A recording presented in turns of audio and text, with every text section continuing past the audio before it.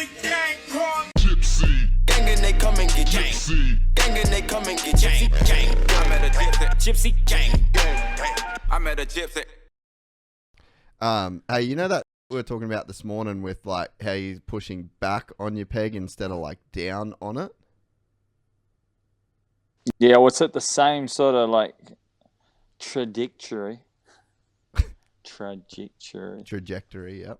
Oh, you know, like the same like angle, or like when you're sitting in your seated position, you say you're doing a left hand corner, right? So your left foot's out, it's up by the radiator, and then your outside foot, your knee to ankle, you're pushing at that same type of line. Does that make sense? Like if that's your foot on the foot peg there, you're pushing at that line through back. You're trying to push down as much.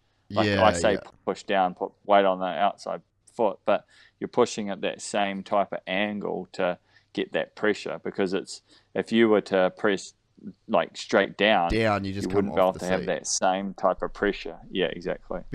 So does that then push you like more forwards into the bike? Like it pushes you from the lower perspective, right? So you're trying to really, gain good pressure underneath you and feel really good, even pressure between the wheels. Trying to really get, like I always say, plant the wheels in the corner. Yeah. So below your feet, you're trying to really gain good. What's the word I'm looking for? Like you really want a good feel underneath you, and so you're really planting that pressure into the foot peg to get that bike to settle in the corner, and then above you, you're able to stabilize your body above your hips. Yeah. Does that make sense? So when you've got pressure in your foot, then your whole upper body shouldn't be teeter-tottering as much, because you're really planting that foot to hold your body stable below your hips. And so does that like unweight the rear? So soon as your outside foot loses pressure, then your whole body starts to teeter-totter above it. So right. When you apply that pressure on the outside foot, it stabilizes your cornering position, because you're giving it an anchor. That's the word I was looking for. You've got that anchor, which is your foot, and it's holding you in a real stable position. Yeah, okay. And then are you using that like the same way that you can feel kind of like, have you driven much car shit? Have you done much car stuff? Oh, just heaps of sim stuff, like just hours and hours of sim. Hours in the sim. But are you like... I knew that'd get you off your phone, Sammy? Are you adjusting the pressure on your peg? Like say if it's like, let's say it's a flat turn, or it's just foot to the floor. No, I don't.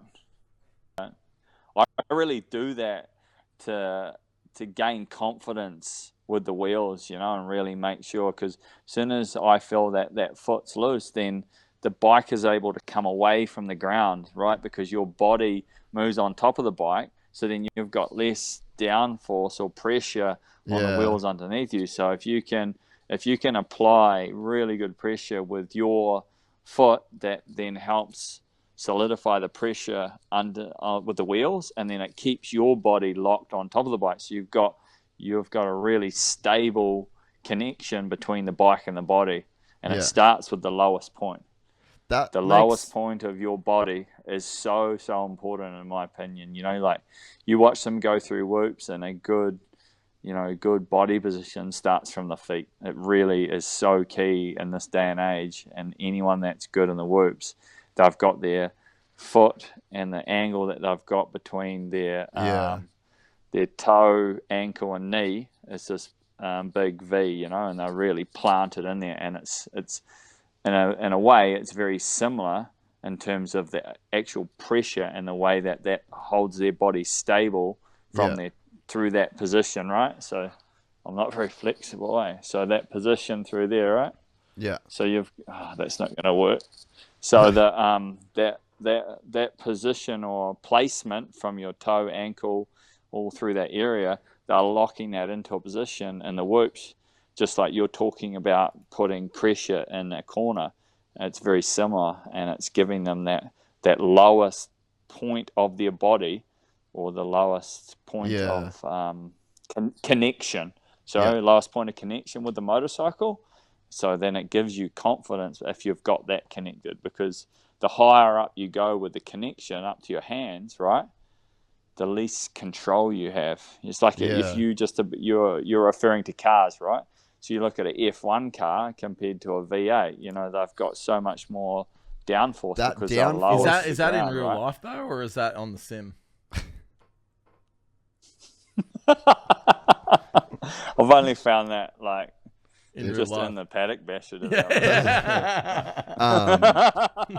That's a good analogy, but to think of it like that then is basically like having your foot like driving down into the peg on that angle actually is like creating downforce, because that's what, even with like the body position and the stuff that I've been working on lately that you've told me, I just feel like I'm not going faster. I just feel like I have more downforce. Like that's actually the perfect way. I feel like I can get on the throttle because the bike's not going to break free. And it's the same way that in my head, it's like a car doesn't break free because it's got downforce forcing the car onto the track. So essentially, having a foot on the pegs is like having a spoiler on a car. Yes, exactly. But the key point to that, it's the lowest point of connection with the motorcycle. Right? Is what creates the downforce. Not doing it with your knees or your hands or your, I mean, those are your sort of three key areas of connection, obviously, with the bike. But it's doing it with the lowest point of the connection with